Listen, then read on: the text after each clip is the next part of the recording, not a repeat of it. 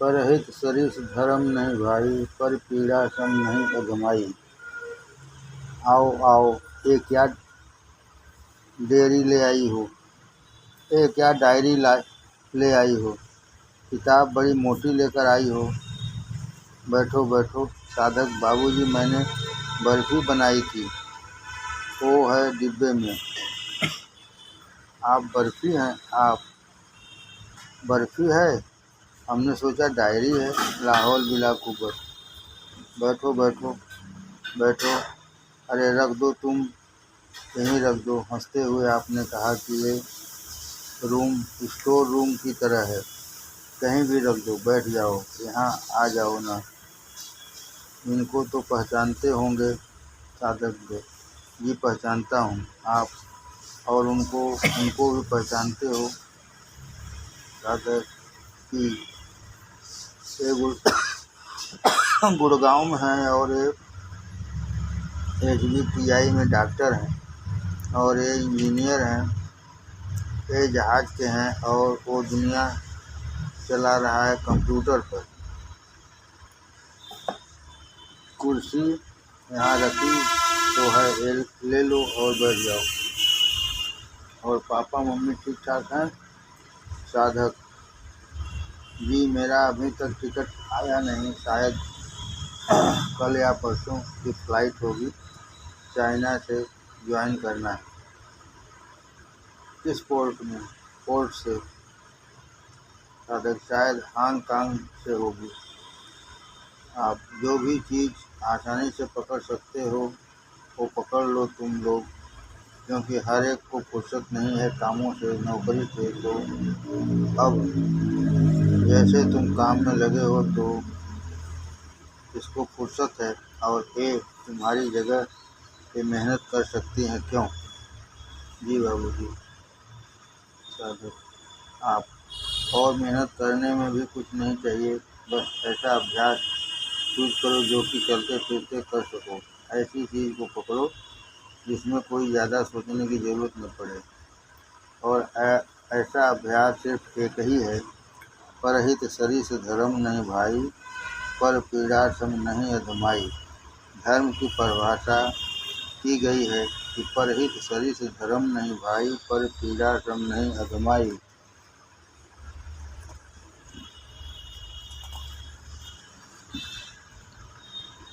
चौपाई पर हित सरिस धर्म नहीं भाई, परहित सरिस धर्म नहीं भाई, पर पीड़ा सम नहीं अधमाई। निर्णय सकल पुराण वेद कर, करें तात जाने कोविद नर। भावार्थ है भाई, दूसरों की भलाई के समान कोई धर्म नहीं है और दूसरों को दुख पहुंचाने के समान कोई नीचता पाप नहीं है। ये तात समस्त पुराणों और वेदों का यही निर्णय निश्चित सिद्धांत मैंने तुमसे कहा है। इस बात को पंडित लोग जानते हैं, अर्थात परहित करना धर्म है और पर पीड़ा अधर्म है, तो किसी को भी पर पीड़ा न होने पावे। इस अभ्यास को आसानी से कर सकते हो, मनसा वाचा कर्मणा से साध सकते हो। ये हम आसानी से कर सकते हैं और अपना काम करते रहो, लेकिन फिर ये ध्यान रखो कि पर पीड़ा होने न पावे किसी को, अंडर ऑल सर्कमस्टांसेस। इसका अभ्यास कर लो, ख्याल से भी, कैसे भी। जैसे कि तुम्हारी अम्मा को पीड़ा हो रही है तो उनके लिए, अम्मा के लिए प्रेयर निकलनी चाहिए। तो अपना रास्ता चलते रहो, चाहे जो कुछ करते रहो, चलते फिरते भी ये प्रेयर करते रह सकते हो, अपने अंदर साध सकते हो। जिसको पीड़ा हो रही है उसके लिए दो चीज़ें हैं, या तो क्षमा मांग लो या प्रेयर कर लो। क्षमा मांगना और भी आसान है, प्रायश्चित करना और भी आसान है, तो अपना काम क्या रह गया? प्रायश्चित करना और किसी दूसरे को पीड़ा न पहुँचे। लेकिन प्रायश्चित करने के ये मतलब नहीं है कि रोज़ रोज़ पीड़ा करो और रोज़ रोज़ प्रायश्चित करो, तो नहीं होना चाहिए। बस ये साधन सबसे आसान है, इसमें किसी की याद आती है या नहीं आती कोई फर्क नहीं पड़ता, न राम की न किसी की। आ जाती है तो आ जाती है, सोने पर सुहागा, नहीं आती है तो किसी की याद नहीं आती है, नहीं आती तो किसी की याद नहीं आती। लेकिन ये तुम्हारा धर्म है, इसका अभ्यास करते रहो। इसमें आपको न एक्स्ट्रा टाइम और न एक्स्ट्रा माइंड, कुछ भी नहीं खर्च होता है कि नहीं? बताइए, तुम्हारा क्या ख्याल है? इसको करना आसान है, मतलब कि किया जा सकता है। आप हाँ, किया जा सकता है। जो आसान है उसको पकड़ लो। तुम्हारा क्या ख्याल है? साधक 4, कोशिश करेंगे आप। तुमको इन लोगों को ज़्यादा संभालना पड़ता है, तो ये चीज़ तो है, सिर्फ इतना सा साधक कर ले। ज़िंदगी में रहो तो तंदुरुस्त रहो और खुश रहो। Sound mind and A sound body. यह अभी नहीं मालूम पड़ता है, चाहे जो कुछ कर लो। इसका असर थोड़े दिन बाद मालूम पड़ता है, आफ्टर द एज ऑफ 40। और हमारे ख्याल से 40 में 2-4 साल कम रह गए होंगे तुम्हारे, तो ये असर 40 के बाद मालूम पड़ता है। तुम क्या मुस्करा रही हो? साधक 5, इससे ये बात है कि प्रेजेंट के संस्कार भी खराब नहीं होंगे। आप ये न सोचो, संस्कार वगैरह छोड़ दो। ये सब मत सोचो कि क्या संस्कार होता है क्या नहीं होता है। Do your duty. कोई दूसरा ठाट लाने की ज़रूरत ही नहीं है। जहाँ तुम संस्कार और ये सब लाए बीच में, तो समझ लो कि गए काम से। क्यों है बात की नहीं? बताइए। ये तुम नहीं बता पाओगे, तुम्हारे पिताजी बता पाएंगे इसको, डू और डाई। और तुम्हारी माताजी बता पाएंगी, जैसी हालत में हैं और सब काम कर रही हैं। तुम चल नहीं सकती हो ऐसी हालत में। समझ लो, तुम सासू जी तुम्हारी जिस हालत में चलती फिरती हैं, करती हैं, तुम कर नहीं पाओगी। और जो पिताजी तुम्हारे हैं, वो जो कर लेते हैं, वो तुम नहीं कर पाओगे। और कुछ दिल ये भी नहीं कि फलाने लड़के से कोई राग हो या द्वेष हो, या बहू से कुछ राग द्वेष हो, कुछ भी नहीं। सही बताना, हम गलत तो नहीं कह रहे हैं। इस विशेषता को लाना बहुत बड़ी बात है, ईश्वरीय गुण है। साधक 5, तो इसलिए हम आपके पिताजी और माताजी चाहे आएँ चाहे न आएँ, शायद अभी कुछ दिन पहले ही आए थे दोनों, हम उनसे बहुत खुश रहते हैं। They are ideal persons. आते तो हमारे पास में और भी लोग हैं जो कि मिलिट्री वाले हैं, but all those are not like your parents. साधक 5, वो लिखा है ना कि आंतरिक प्रसन्नता लाओ, ईश्वरीय गुण है। आप अब पढ़ना बंद कर दो। तुम जो बताया है सिर्फ उतनी बात करो और एक दूसरे के सहायक बनो। हाँ, गलती करते हो, एक दूसरे को टोक दो। टीम स्पिरिट में काम करो, तब काम कर पाओगे। Team spirit. जो लोग इस रास्ते पर नहीं चलना चाहते हैं, उनका साथ छोड़ दो। मिलना जुलना तो रहेगा ही, लेकिन अनकंसर्न। तो इनको अब जाते समय भूल जाओगे, इस छोटी सी बात को भूल जाओगे, कुछ भी याद नहीं रहेगा। मेक इट ए पॉइंट, आदत बना लो। अपना एक ही ध्येय होना चाहिए और शुरू में इसका अभ्यास करना पड़ेगा। 3-4 रोज लगातार। जहाँ 4-5 रोज लगातार अभ्यास करोगे, वहाँ अपने आप फॉलो अप होने लगेगा। इसी बात को हमने आपसे बताया है कि आसानी से किया जा सकता है। सबसे आसान यही है। तो ये चीज़ जो है, इसको हमें करना पड़ेगा। कोई भी काम करना है, जैसे पढ़ना है, तो उसके लिए स्कूल जाना ही पड़ेगा, किताब को खोलना पड़ेगा, पढ़ना पड़ेगा। तो हमें अपने आप से आप ये करना पड़ेगा। बगैर गुड क्वालिटीज़ को लाए हुए आदमी डेवलप नहीं कर पाएगा। लॉर्ड बुद्धा ने बताया है, जो अहिंसा के तरीके बताए हैं, उन्होंने उन तरीकों में सब गुड क्वालिटीज ही तो हैं जिनका अभ्यास बताया है उन्होंने, तो हमें खुद ही करना पड़ेगा। और करने में एक और बात का ध्यान रखना पड़ेगा, जो वो है संतोष। संतोष रखना पड़ेगा, इसको फॉलो अप करने में संतोष रखना पड़ेगा। और संतोष रखने के लिए एक सहारा बनाना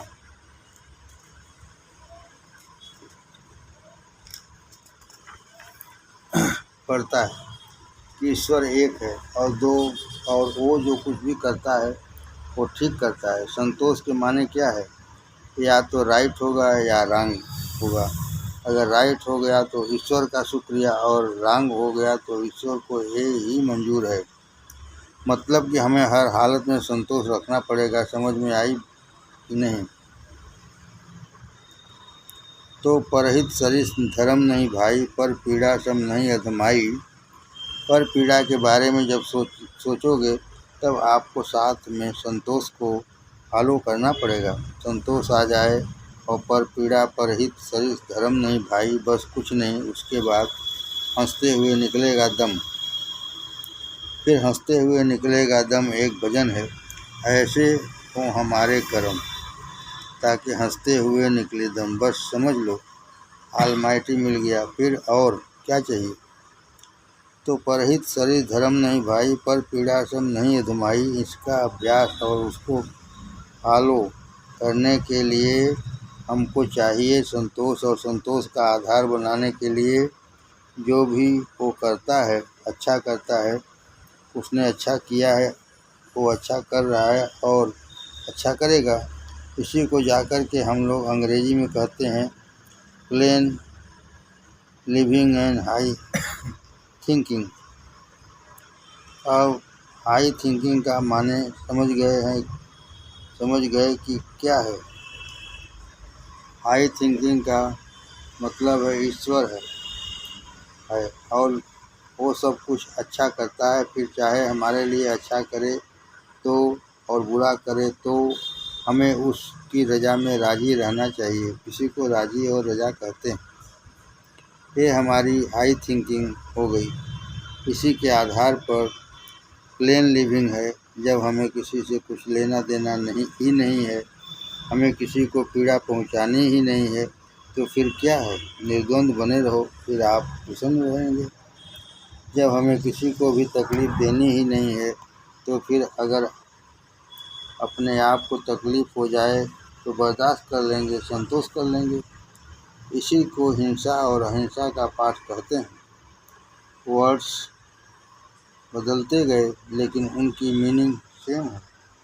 इन वर्ड्स का विश्लेषण करोगे तो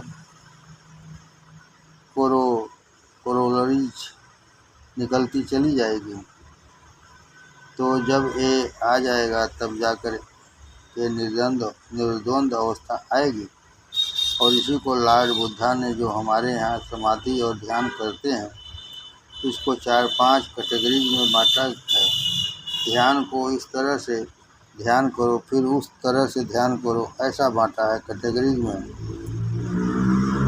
हमने सोचा कई मर्तबा सोच चुके हैं कि उसको लिखवा दें, लेकिन अभी कोई बंदा तैयार नहीं हो रहा है लिखने के लिए। लिखवा देंगे क्योंकि हम तो चले जाएंगे, फिर कोई बताने वाला नहीं रह जाएगा, कलम बंद रहेगा। जब चाहे देख लो। अब एक किताब जो छपी है, न मालूम कैसे इसमें कितना प्रयत्न इन्वॉल्व है, तो तुम समझ लो कि इसको लिखने में नाम क्या होगा, आधार क्या होगा। प्रतिबंध हो गए थे बिल्कुल। उसके बाद फिर से शेप में लाने के लिए हम लोगों ने क्या क्या प्रयत्न किया होगा कि पहले चैप्टर में क्या होगा, दूसरे चैप्टर में क्या होगा, तीसरे चैप्टर में क्या होगा, तब जाकर के किताब कंप्लीट हुई, फिर छापी गई।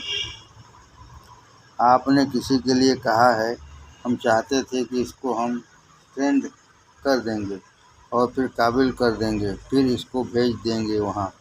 माउंट अबू पे। She will become master out there. वहाँ पर ब्रह्म कुमारियों के यहाँ ज्वाइन कर लें और लेविश तरीके से रहें और अपना काम करें। लेकिन उसको देखो, हम यहाँ जा रहे हैं, वहाँ जा रहे हैं, कभी ये करेंगे, कभी वो करेंगे, फलाना करेंगे, ढिकाना करेंगे। हमने एक बार एक टास्क दिया था उसको, यहाँ पे कुछ बातें हुई थी, इसके लिए हमने उससे कहा था कि तुम लिख के लाना। उसने लिखा और टेलीफोन पे भी हमको सुनाया, इंग्लिश में लिखा था। ग्रेस्प बहुत अच्छा है, एक्सप्रेशन भी बहुत अच्छा था। ईश्वर ने माइंड दिया, टैलेंट दिया, सब कुछ दिया है, लेकिन फिर भी शांति नहीं आ पा रही है, क्योंकि पाथ टू रियलाइजेशन पे नहीं चल रही है। तो इस वजह से दुनिया में टेम्पटेशन तो बहुत है, और उधर टेम्पटेशन भी हैं और ब्रह्म भी है। इसलिए फ़र्क क्या है हम में, आप में, और जो हमने ICS क्लास के लोगों को देखा। यहाँ पर एक ICS ऑफिसर थे जो बड़े अच्छे ज्ञाता थे। ICS वाला माइंड था, समझ लो यूनिक माइंड होता है ICS वालों का। कहीं पर कोई उलझा हुआ नहीं होता है, खुदा के बंदे ही होते हैं जो ICS होते हैं। सुभाष चंद्र बोस को देख लो, ही वाज आल्सो ICS। जिस चीज़ के पीछे लग गया वहाँ पर कमाल करके रख दिया था। साधक 3 अरविंदो घोष, आप सबके सब ये भी आपसे बता रहे हैं। अरविंदो घोष को भी देख लो, तो इस तरह से पायस थिंकिंग रहती है इन लोगों की, इनके अंदर पक्षपात नहीं होता है, तो एक खुदा के बंदे ही होते हैं। जिन क्वालिटीज़ को हम लोग अचीव करने की कोशिश करते हैं, वो क्वालिटीज़ इन लोगों के अंदर ऑटोमेटिकली होती है। तो हम बता ये रहे थे, it was in their practice कि वो लोग मेल फीमेल को एक समान समझते थे। वो लोग इस चीज़ को नथिंग समझते थे, जबकि जो छोटी मेंटलिटी वाले होते हैं वो इसी माया जाल में फंसे रहते हैं। उन्होंने एक्सप्लेनेशन लिखा रामचरितमानस के ऊपर, सारी चीज़ें जो उसमें लिखी हैं उसको उन्होंने प्रेजेंट डे से टैली कर लिया कि देखिए ये लिखा हुआ है मानस में।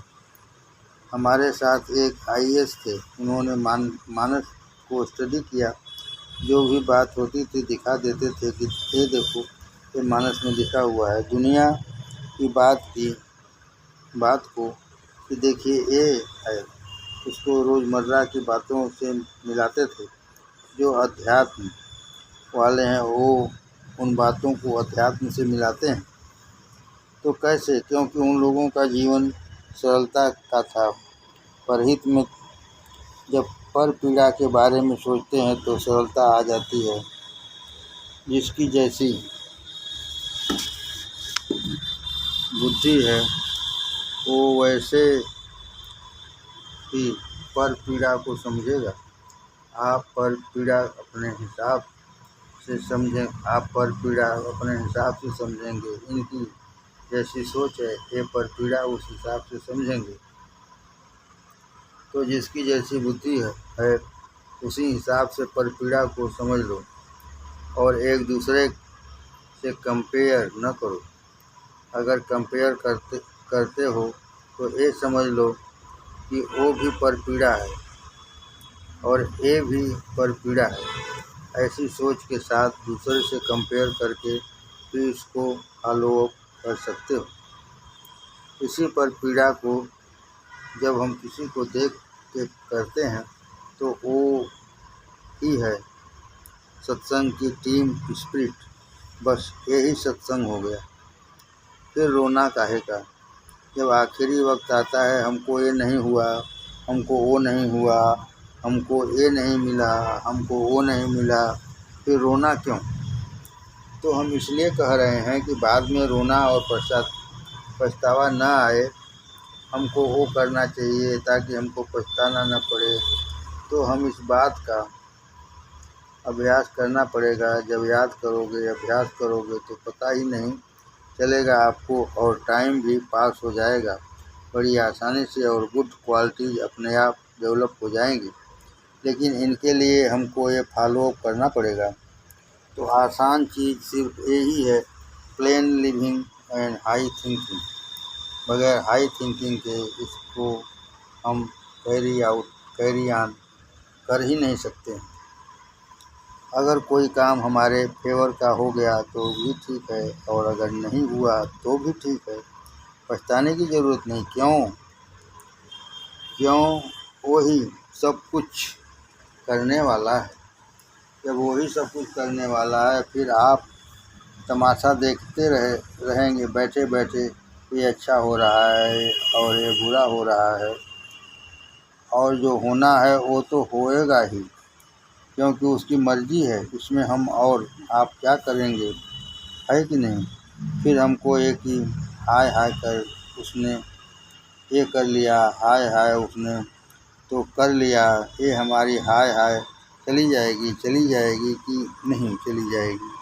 इसी में मेरा तेरा सब खत्म हो जाएगा। इसी में अहंकार, जिसे सबसे बड़ी चीज़ कहते हैं खुदी, जिसको कहते हैं, वो अपने आप खत्म हो जाएगी। इसको फॉलो अप करने से ऑटोमेटिकली ये सब सबसाइड हो जाएंगे, संतोष आ जाएगा। तो ये हमको फॉलो अप करना पड़ेगा। इसमें न माला जपने की ज़रूरत है और न कुछ और रिचुअल करने की ज़रूरत है। माला जपते जाओ, अंदर कुढ़न बनी रहे तो क्या फ़ायदा बताओ। कोई फ़ायदा है? सिर्फ किलिंग ऑफ टाइम है। हमने कई मर्तबा कहा कि यहाँ से एक दीवार खिंचवा देंगे, हम मतलब ही नहीं रखेंगे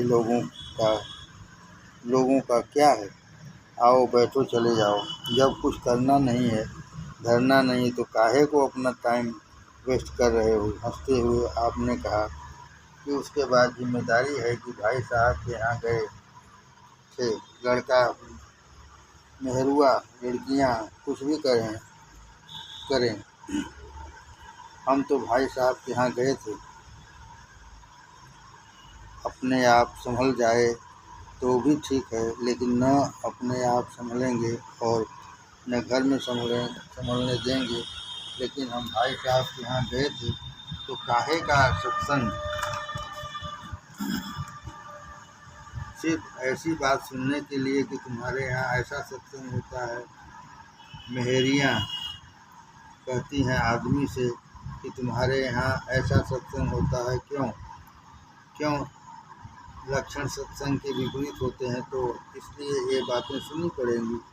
सिर्फ एक चीज़ का अभ्यास कर लेने से पर हित सरिस नहीं, धर्म नहीं भाई, पर पीड़ा सम नहीं अधमाई, ये सब बातें अपने आप खत्म होने लगेंगी। एक बार अभ्यास करने लगोगे तो अपने आप के माइंड में आ जाएगा कि ये है पर पीड़ा। जब एक दर्जा पास कर लोगे तो अपने आप दूसरा तो पास कर ही लोगे। ये नॉलेज अपने आप ही आती है, किसी के बताने से नहीं आती है। बताने की कोई ज़रूरत नहीं पड़ती, अपने आप फॉलो अप होगा। रास्ते कहाँ ख़त्म होते हैं ज़िंदगी के सफ़र में, मंजिलें वहीं जहाँ ख्वाहिशें थम जाएं। इसी से सरलता आ जाएगी, इससे ऑटोमेटिकली सारी सरलता आ जाएगी। जब एक बार हार मान ली कि दूसरे की जो कुछ कर रहा है वो कर रहा है, तो हम काहे को उसको दोषी ठहराएं, है कि नहीं। इसी से सारे काम बन जाएंगे। फिर चाहे राम नाम लो या चाहे न लो, ये उसकी आज्ञाएं हैं। तो आज्ञा का पालन करने में जो आज्ञा का पालन करता है, मास्टर साहब अपने आप उसको चाहने लगते हैं। और अगर आज्ञा का पालन न करो, सिर्फ आप करते रहो, तो कुछ नहीं प्राप्त होगा कभी भी। हमसे लोग कहते हैं कि हम इसका जाप कर लेते हैं, हम उसका जाप कर लेते हैं, हम ये कर लेते हैं, वो कर लेते हैं, तो उससे क्या फ़ायदा। इसलिए हमने आपको वो साधन बताया जिसमें nothing is required, no extra time, no energy, nothing is required. कहीं भी बैठे हैं हम, कहीं भी बैठे हैं इस अभ्यास को कर सकते हैं। मान लीजिए कि आप कहीं बैठे हैं, आपके मन में किसी के लिए ख्याल आया, मान लीजिए कोई विपरीत ख्याल आ रहा है, तो छोड़ो उसको, फिर वही पर पीड़ा। किसी ने कहा है अपने दिल को दुखाना बंद करो, पहले था दूसरे के दिल को दुखाना बंद करो, फिर स्वतः आप आ जाएगा कि अपने दिल को दुखाना बंद करो। फिर दूसरा स्टेज पे आएगा, पहले दिखावे में आएगा कि हम उसको दुख न पहुंचाएं, पीड़ा न पहुंचाएं। फिर दूसरा नेक्स्ट स्टेज में आ जाएगा कि हम अपने दिल को दुखाना बंद करें, हम अपने दिल को पीड़ा न पहुंचाएं। अभ्यास करते करते आएगा कि हम अपने दिल को दुखी न करें। ये आखिर में आएगा, ये स्टेज बाई स्टेज है। हमने बहुत सोचा कि इसको ट्रेंड कर दें, इसको ट्रेंड कर दें, लेकिन कोई तैयार ही नहीं हो पा रहा है, तो हम क्या करें। मर्जी इलाही, हम काहे को अफसोस करें, हमको भी तकलीफ़ होती है, इतना समय निकल गया, किसी को कुछ दे न पाए, हमें भी तकलीफ़ होती है, लेकिन हम क्या करें। तो इस वजह से हमने जो आपको तरकीब बताई, इसको फॉलो करो। ये याद रखो, जो कुछ करता है वो करता है, हम कुछ नहीं करते, हम कुछ नहीं करते। क्यों, ये बात है कि नहीं। इसको तो आसानी से कर सकते हो, चाहे समुद्र में जा रहे हो तो, चाहे आसमान में उड़ रहे हो तो, चाहे ज़मीन पर हो तो, ये चीज़ें अपने अभ्यास में जो आ जाएंगी। जैसे रोड पे चलने में होता है ना कि keep your self on the left, बाएँ चलो, ये अभ्यास में आ गया है। चाहे पैदल चलो, चाहे गाड़ी से चलो, और बोलो बोलो बोलो, हम तो बोलते चले गए, चलो खिलाओ पिलाओ। फिर आपने कहा निज अनुभव अब कहो खगेशा, बिनु हरि भजन न जाए कलेसा, राम कृपा बिन सुन खगराई, जान जाए राम प्रभुताई। हे पक्षीराज, अब मैं अपने आप से अपना निजी अनुभव कहता हूँ, वह यह है कि भगवान के भजन बिना क्लेश दूर नहीं होते। हे पक्षीराज सुनिए, श्री राम जी की कृपा बिना श्री राम जी की प्रभुता नहीं जानी जाती। कृपा सबसे बड़ी ये ही है कि be kind to yourself. Kind का माने है सरल तरीके से रहो। Thank you and please are small points, they cost nothing but they bring great happiness to oneself. हंसते हुए आपने कहा अभी जैसे ये सभी सबको खिला रही हैं, इससे थैंक यू कह दो तो खुश हो जाएगी, है कि नहीं। जब हम लोग पढ़ते थे तो उस समय लौकी की बर्फ़ी बनाते थे, लौकी खोया चीनी। हमारे जानने वाले एक होम्योपैथिक के डॉक्टर थे, हर नुस्खा अपने आप ही बनाते थे। मरीज को देख लिया, देख के उठे और अपने आप दवाई दे देते थे। इतनी बड़ी उनके पास अलमारी थी, उसमें शीशियाँ रखी थी, बहुत बढ़िया नॉलेज थी उनको। मरीज को देख के ही दवाई दे देते थे। समझ गए। जो आपको बताया है इसको डायरी में लिख लेना और इसी को फॉलो अप करो। कंसंट्रेशन वगैरह सब अपने आप हो जाएगा। जब इस पे तुम्हारा अभ्यास हो जाएगा तो कंसंट्रेशन में करने में और आसानी होगी, फिर कोई दिक्कत नहीं होगी। जैसा रोज़गार हो, नौकरी हो, उसी तरह का तरीका हमें निकाल लेना चाहिए। बाकी और तरीके भी हैं, लेकिन ये सब से आसान है। जब एक खेती तैयार हो जाएगी तो आसान हो जाएगा, फिर आराम से बैठोगे। अब पैदा करके रख लो, अच्छी तरीके से पैदा करके रख ले अच्छी तरीके से, ताकि आगे चल के खर्च करने में दिक्कत न पड़े। अभी तक जो कुछ कर चुके सो कर चुके, अब मेक इट ए पॉइंट। अभी बारिश है, लेकिन अगर आगे रेगिस्तान पड़ेगा तो उसके लिए तैयारी करके रखो। फिर जब बैठोगे आराम से तो किसी चीज़ से दिक्कत नहीं पड़ेगी, समझ गए। Follow this. अब सेंटीमेंट में बहना छोड़ो, मगर समझ गए ना, इस पॉइंट को लिख लेना जाके। एंड यू फॉलो दिस, और इसमें कोई दिक्कत नहीं है, इसको करने में कोई दिक्कत नहीं है। Instead this will bring lot of happiness to you. ये बिल्कुल वैसा ही है जैसा। Thank you and please.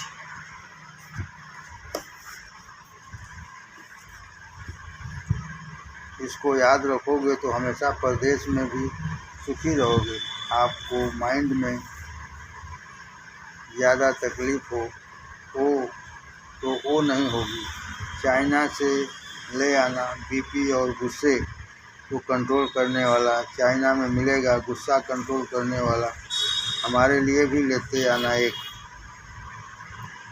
हमें तो सबसे बढ़िया इनके अम्मा का और पिताजी का लगता है, अनटच्ड बिल्कुल, और दोनों टूटे फूटे हैं।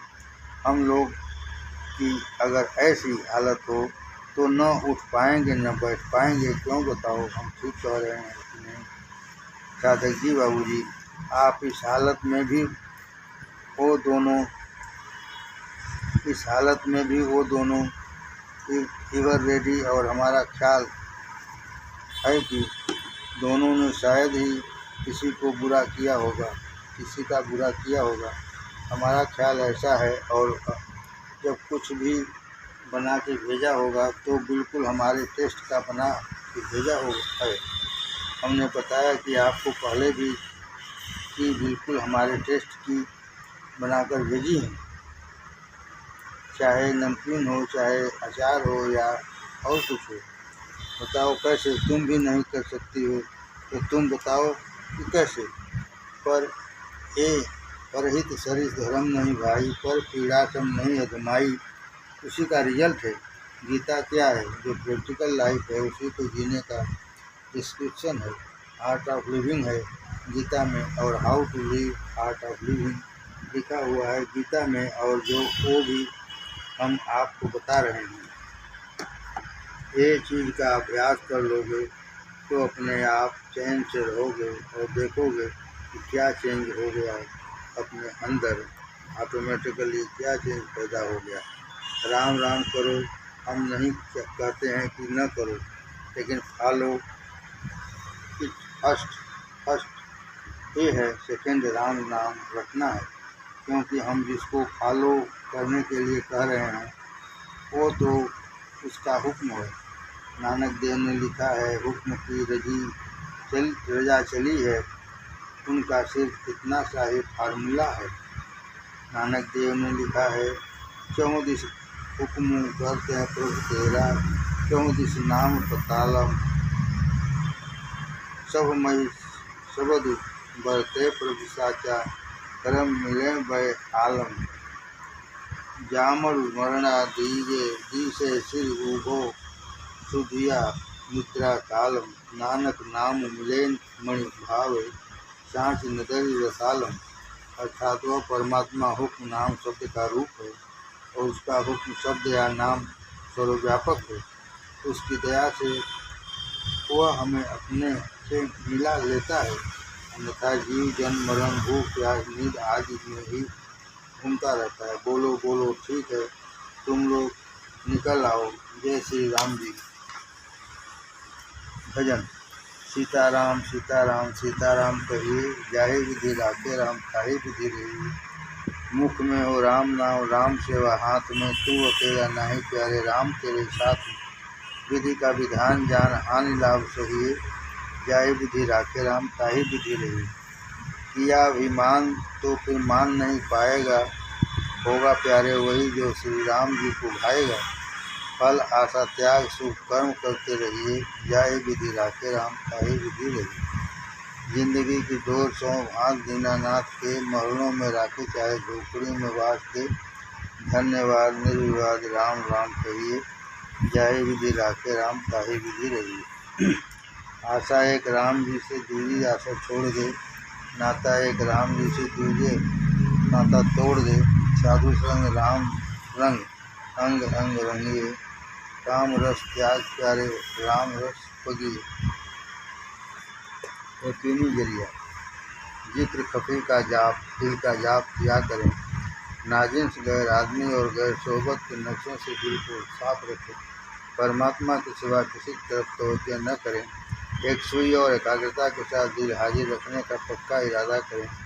सत और मालिक की तरफ उनसियत और लगाव हासिल करें। अपने आप को मिट कर उसी में मोह और लय हो जाएं। इसी काम में अपने आप को मिट दें।